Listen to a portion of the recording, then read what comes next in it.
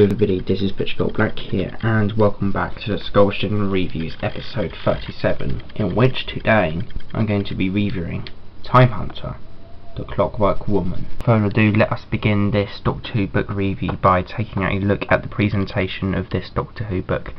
So we have this sort of set against this sort of flaky sort of whitish, almost ice-like sort of background. We have the sharpshooter logo of the Time Hunter book range in gold. Time Hunter at the top there in gold. At the top there. And then for the spine we have the Clockwork Woman, Claire Bott, Telos. And then for the back we just have a blank back.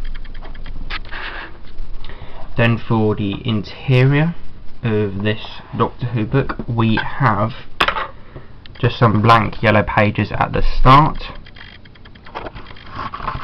The Time Hunter, the Clockwork Woman, Claire Bott, limited signed and numbered edition. This is number 26 out of 200. Claire Bott's autograph and Claire Bott's name. Time Hunter, the Clockwork Woman. Time Hunter, the Clockwork Woman by Claire Bott. Various copyright guff, and a bit about the two main characters of the Time Hunter series and the basic sort of premise of this Doctor Who book, which is sort of key to know for the Time Hunter series, I would say. Then we've got dedication in this book, or who this book is dedicated to. A quote from a vindication of the rights of women by Mary Wollstonecraft. And then there we've got a start of the book. And for the length of this Doctor Who book is a 74-page long Doctor Who book spread across one singular chapter. And for the sort of built-in bookmark of this deluxe, we've got this sort of nice sort of gold sort of yellowish sort of colour. At the back we've got a bit about the author, acknowledgements, other titles in the Time Hunter series, The Winning Side and The Tunnel at the End of the Light, and a coming soon for kit sign. Then we've got advertisement for the Time Hunter film, Deimos Rising. Then we've got some advertisements for other books published by Telos. And then at the back we've just got various copyright guff and a number 3 at the back, which I've only just noticed now, which is really odd. I didn't do that, it came in the book. But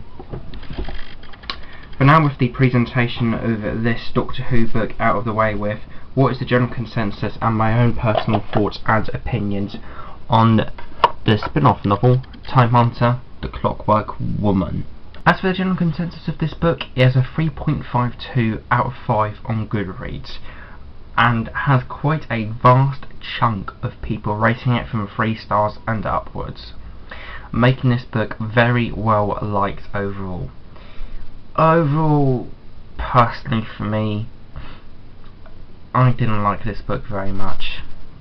In terms of actual story, it's a mixture of the Celestial Toymaker, the Robots of Death, and Pinocchio, which is probably the weirdest comparison I will ever make in a review.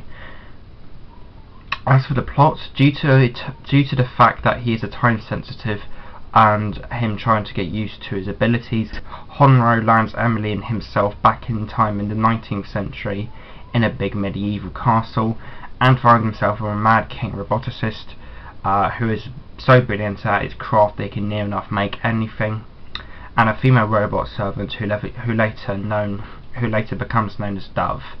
Then they get imprisoned by the king's spies, and, well, find out for yourself. But I would say overall that the plot is pretty skeletal and uninteresting.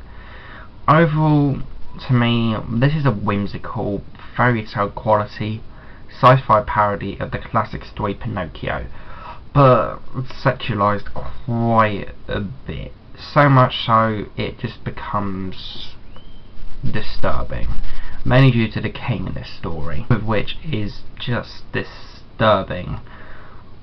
Probably one of the most unhinged characters, or we'll say he's one of the most unhinged characters I have ever encountered in a Doctor Who book. So much so to the point where he says he created Dove with working genitals and even have sex with her in one scene, and another in which he asks one of the main two characters of Time Hunter if they would like to bear witness to this act in demonstration. I'm not kidding. Probably the most fucked up Doctor Who character I have ever encountered since either Jericho in Damaged Goods. Dove is quite an interesting character overall, with her being programmed and engineered so acutely to the point where she begins to rebel against her Lord King Edward. Her personality and what she begins to do is quite interesting and a quite humane concept for a novella to tackle. It's a shame it wasn't nearly enough as powerful as how it could have been executed. Honro and Emily's characterization is pretty good, nothing outstanding, pretty average, whom are separated for the most part in the story, with Emily being trapped in a brothel with Dove towards, no pun intended, the climax of this novella.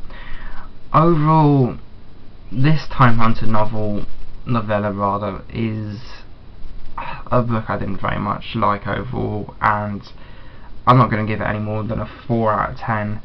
This was a light-hearted and goofy novella that dealt with subject matter, Dove's rebellion, that clashed and didn't go well with the light-hearted and fluffy nature of the book overall.